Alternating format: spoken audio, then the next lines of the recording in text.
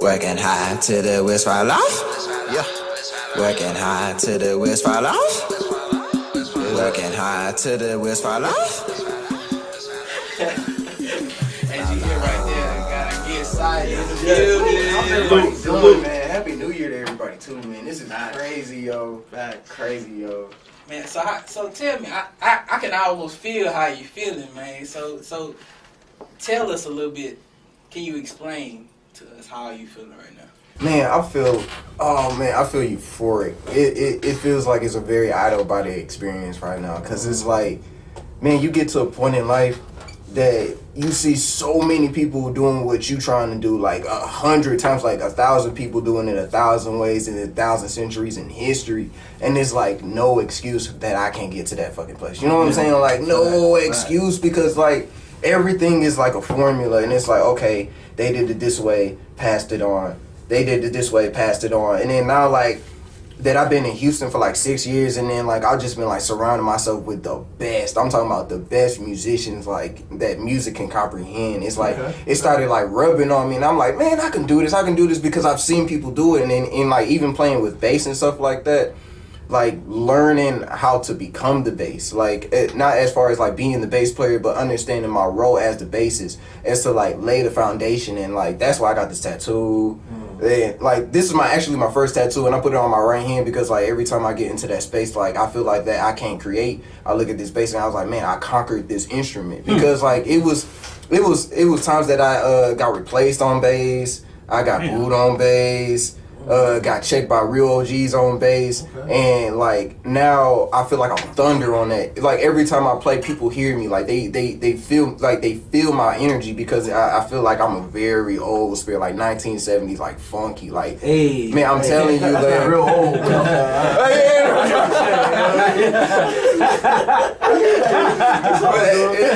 It's a vibe. Like it was a vibe they had in the 1960s, 70s with the funk and psychedelic. Like listening to like George Clinton and Prince and how they were free with their music. It wasn't like, okay, plan A, plan B, plan C. Like, no, let's get in the studio and go. Like, let's just play.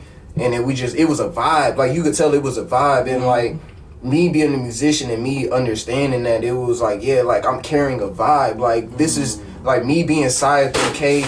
There's only one Siah3K that's gonna be here, and there's one was. And then when I go, it's just like that. And then like me knowing that and consciously knowing that, like I can do anything I want in this body, yo. Like anything. Yeah. And that's like why I'm here, and I've just been manifesting, yo, like crazy, yo, like.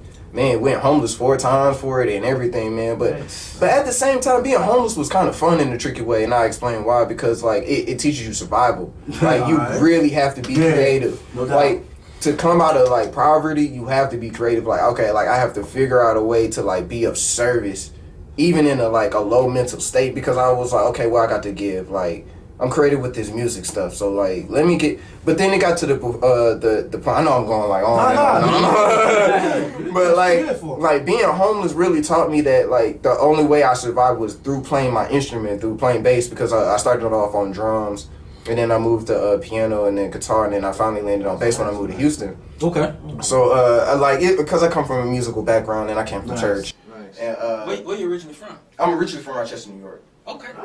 Yeah. So how did that happen? Coming from New York to the South, like it's a culture shock because of Southern hospitality. I mean, from you know, when you are from New York, nobody talks to nobody. You know, we don't even like look at each other in the face. We all minding our business. So that's why I always kind of like carry that New York culture with me. But when I got to the Southern culture, man, like it was a new energy because everybody would like talk to you and like give you that Southern hospitality and like take you in, cook for you, all stuff like that. And that was like new. New, yo. And even like, you know, when they party, when it's Southern hospitality time, man, it's a family party. And I like and I adapted that as myself because, you know, coming from New York, nobody talks to each other because it's like, okay, you know, hold on. And then trying to get it, man. You know, they moving and shaking, trying to get it. Man, and then adapting my accent to the southern accent, man, they thought I was an alien for real, man. Some girls loved it, some girls was afraid of it, some guys hated it, and some guys was like, oh man, that's the shit. So it was kind of like, it was more like weaving in, because I had to adapt to the culture, because if you stick out there in a sore thumb, then you know you in a sticky situation. But you know, being a Pisces, you know how to adapt it into your surroundings. So it was like more, once again, a survival instinct that I was like, I knew, but I never understood. So you know, I did high school there and a little bit of 2 years of college, and those 2 years of college really kind of shaped me to make the decision to come to Houston, and that's a completely crazy story in itself. Okay, let's talk about it. All right. So, man, it was a situation that where I start? Okay, so I'm in high school. In situations like that, you say, "What was her name?" Because it was crazy. Because it was like, you know, everybody falling in love with the New York accent. You know, you kind of getting attention. You know, like, so you kind of, you know, you playing around with it a little bit, and then you know you always run into that one girl that kind of catch your eye a little bit. So you know, man, but at the same time, I feel like everything happens for a reason, because it ended me here. It really ended me here, and it literally taught me so many lessons, and I'm like literally grateful for everybody from that point, to this point, because how I look at the situation, because I was like, if I didn't meet this girl, then I wouldn't have made this decision to go to college and be in the marching band, and like really understand groove. Like, music is me. I am the fucking music. And it leads to another story that we had a show at the HBCU. It was a Honda Ballad event. I'll never forget this shit. Like, I was talking to my mom, everything, and I was like, man, I don't know what I want to do with my life. Like, this college thing not working, I'm failing and all stuff like that. And then she was like, you gotta figure it out for yourself. So I was kind of like, I was just like down, low. And then I walked past this waterfall, and literally that was the first time I ever experienced meditation. Like, ever experienced like true silence. Because like, I heard the waterfall, saw the waterfall, and I saw this figure in the water. It's going to sound trippy, but I saw this figure in the water, and it was in the Buddha lotus stance. And it had my attention for 45 minutes. Literally 45 fucking minutes. Somebody literally had to tap me out of that trance, because my mind was like, who is this person with so much stillness in this water? And then 6 years later, I kind of found out it was me. It was like another version of me. It was a Buddhist, the Tibetan Buddhist version of me that I later found out. And then that's when I started getting into meditation. And then literally, I heard the voices like, go to Houston, Texas. Go to Houston, Texas. Go to Houston, Texas. I literally heard that from June the 26th to March the 13th. I'll never forget that shit, because it was so loud. Yeah, that's official. You know the actual date. It was wild. It was wild, because it was like Moody Houston, and I was like, man, I got a girlfriend. I'm thinking about getting married. I want at least want to try college and stuff, like Moody Houston every day. It was so loud, yo. Like, not even the loudest pair of speakers was louder than that voice. And I was like, I gotta follow it. You know what I'm saying? Because it was so loud. It was louder than anything I've ever heard, and I've never regretted it ever since. Never regretted it. You know how many people live in this world, live 60, 70, 80 years and die, and they hear that voice, and they don't listen to it. It hurts. You know what? When I listened to your music last night, I was listening to your music. I got this like, yo, this dude is super talented, man. And I wanted to ask you, are you self-taught on the different instruments you play? I say yes and no, because I got the as far as being taught, I had the inspiration. As far as like, I had mentors that taught me, but then they had to move on. As far as like this, the master had to let go of his student. But it was really a lot of YouTube videos, like a lot, so much gallons of YouTube videos. Like, YouTube is literally like the mentor that I always was looking for, because I couldn't afford it. So like, if I wanted, like with guitar and keys, I just learned how to play. It's so many fucking tutorials. Like, the internet has open doors. Like, you could look up anything for free. Any question. Like, I was like, how you play guitar? Millions of videos, how to play bass, millions of videos, how to rap, how to make a song, millions of videos, like, read so many books. And the thing about it, like, I ain't gonna lie, I used to really hate reading books, but there was this one book when I was working at the job at the airport. Man, I can't believe I used to clean planes at the airport. Yo, that shit crazy. Yo, You gotta do what you gotta do. You gotta do it. That Chasing that dream, man. That's part of your journey, man. Yeah. And the thing about it is, like, that job led me to this book called Mastery by Robert Greene. I recommend anybody to get Robert that book. Greene? Like, yeah, Robert Greene, yo, that Mastery book changed my life because it made me look like, what excites me? And what excites me, how can I make it a service? Because, like, yeah, I could say I want all the money in the world, but do I really want all the money in the world? Because it's more of like, this is music to me as a service. Like it fulfills me to like, man, it was one time this guy was like, man, after a performance, I was like, man, I was having a bad day. But after like seeing y'all perform, like I can't even remember how I got pissed off. I'm so happy. Right. And like going for and getting that reaction, man, that shit drives me, yo.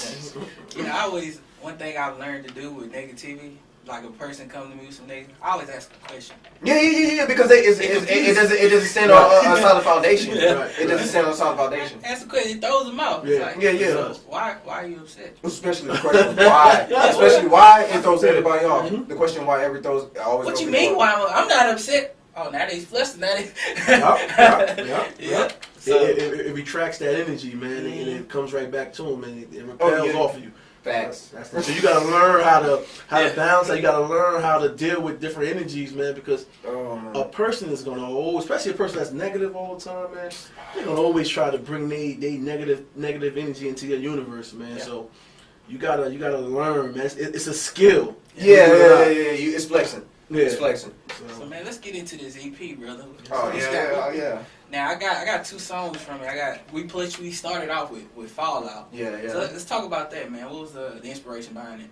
Man, it was just like I'm gonna use Lil Wayne and George Clayton on this one. It was just like studying their work ethic. It's not even like the music or anything. It was just like they did this every day for 20 years. Like he said, Wayne did this for like 20 years. Like he stood to just learning his craft for 20 years. Like George Clinton getting into his craft and doing it for like almost like 30, 40 years or something. Still doing it. He's still touring. Like that joint juices me, bro, because it's like, I want to say I did music for 50, 60, 70 years. I want that, and I want that 75 anniversary day that I'm old and crippled and I'm walking like this, and they're like, yeah, 75. Like, I did this for 70 years and I made that commitment and I'm still here, because that's a really strong discipline to say you did something for 20 years. Like Bob Ross painting. Like he did almost like 300 or 400 paintings, just like landscaping. And he was just honing his skills. Like I feel like the fucking Bob Ross of music right now. Like because like music is just like painting, like getting into logic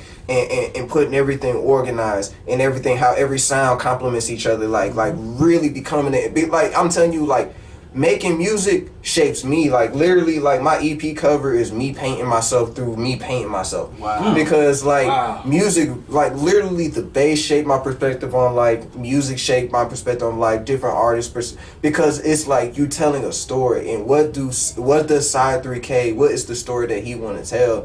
And it's my story of like hard work, man. Like I worked hard, like especially when like on like mastering the bass and becoming like I'm a fucking thunder on that fucking instrument. Just because like I say I am, because like of what I've been through with that instrument. I was like, man, if I can get through in Houston being a thunder ass fucking cat on fucking bass in Houston, then I can fucking conquer this rapping shit, like no problem. And not even calling it rap lyricism, because like it's like the human voice is still an instrument, and I'm still developing my voice, I'm still developing my sound. But it's fun for me that I can play with words and I can play with different tones and like having a little singing ground, because I hung around so many singers. And shout out to the wedding band that I play for. I learned like a gallon. I've been playing with them for like 2.5 years. And shout out to Danny Ray and Acoustic Production, like because he really like showed me so much about the music business, that it is a business. You have to treat it professionally. Like you have to show up on time. You have to know your craft. You have to know the music. You have to understand that you're entertaining a crowd. Like some people forget that you're entertaining a crowd. Like they want to be taken to another place, because these people coming from like work or stressful place or college. They be like, look, I just want to have fun. That's it. And I understand that as an artist and as an entertainer, that okay, we're going to party, we're going to have fun. You know what I'm saying? Like and that's what I've been learning with the experience. I say it's like a really strong mentorship because he's showing me all this, like because you know we're playing with like the uppity percent, like because you know I'm not really a racist person. I don't care about race. Like we're all human. We all shit piss calm like the next person. Right. And it's just our perspectives that make it different. Yep. That's the only thing that separates us as humans is just fucking perspective. Right. Because like if I pinch you, you're gonna feel the pinch, right? Yeah. Yep. I mean, I go around the world talking about this shit, but yeah, like just Fall Off was just a compilation of just like the understanding of work ethic and the understanding yourself and what you're capable of, and that everybody has like something special that they can give to the world. Right. You're 100% right. You know what they say? Music soothes the saddest beats. Right? Oh man, fact. Right? Because a lot of times, man, when I have a bad day, man, I can listen to any artist that I'm into, because I'm into all types of music like you, and it actually helps, man. It's like medicine for you, man. Yeah, meditation. It actually heals the body, man. Music, man, is a beautiful thing, because no matter what you're going through, if I put on this song and they get my body shaking or get my soul right, all that stuff go out the window, man. Well, we're gonna ride on that. Right now, what's your go-to song? I'll let you know what mine is. When I'm going through, I listen to my boy Anything by Devin the Dude. Anything is plenty, man. It's gonna sound crazy, but I listen to a lot of sitar. It's an Indian instrument. Okay. It's like an Indian instrument that is like look it up. It's like they just playing one note and then one doing the solo, but it's like a really meditative sound. And I usually listen to like a lot of meditation, like mantras. But you on my wavelength right there. I listen to a lot of that, man. Before I go to sleep and when I wake up, I listen to a lot of. You know what my joint is? What?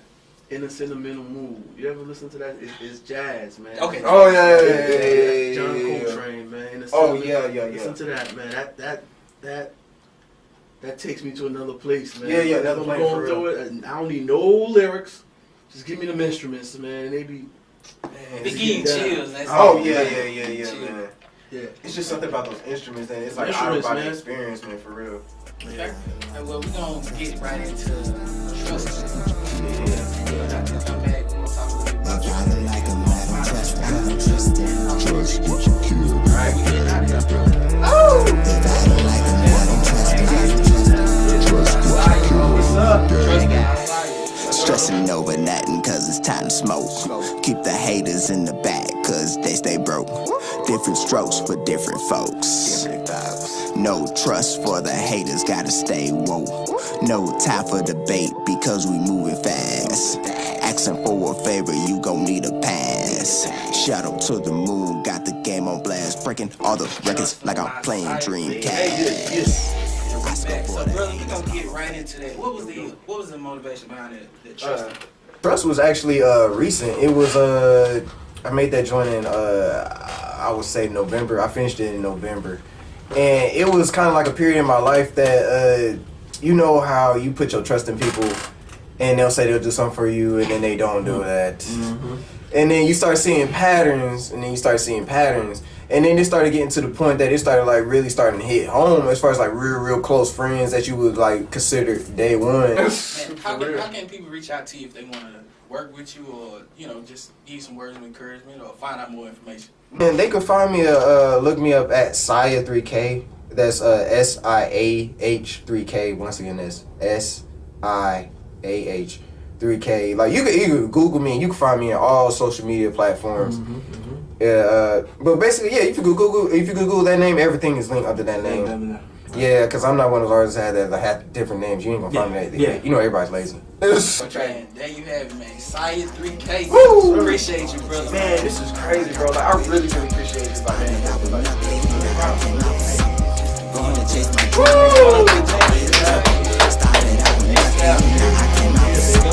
Gonna chase my dream, now I got my wheel jumping. Started out with nothing, now I came out with something.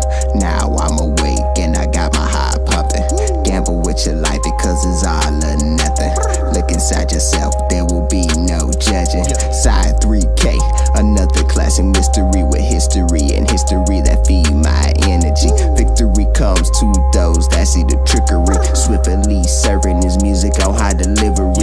Monk mode, meditated, calming out a chatter. Einstein educated, looking for a pattern. If money is the motive, then looks don't really matter. Blinded by the tales of the happily ever after. Faster, I'm climbing, looking for new paradise. Place so good that you don't have to think twice. Stumbled on a problem that I think we need to analyze. Now gonna stop till all my fears are satisfied. Started out with nothing, now I came out with something. Gonna chase my dream, now I got the will.